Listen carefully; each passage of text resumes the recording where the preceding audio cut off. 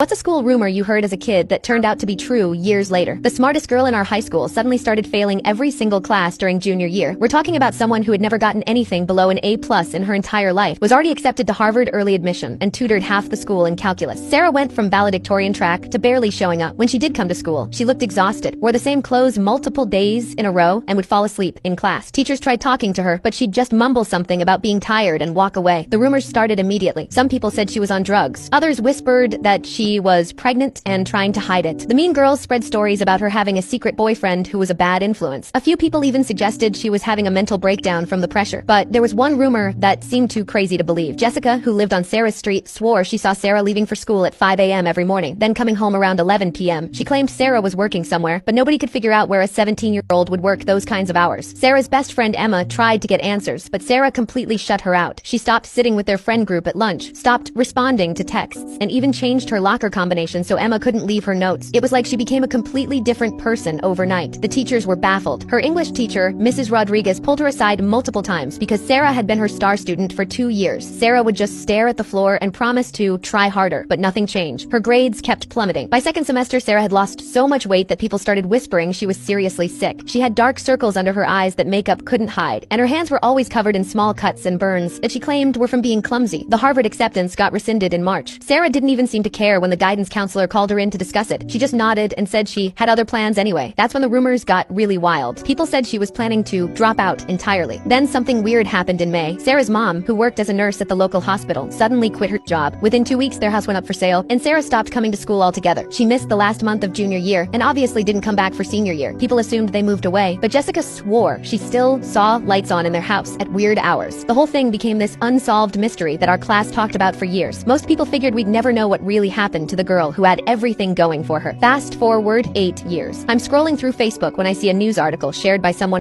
What's a school rumor you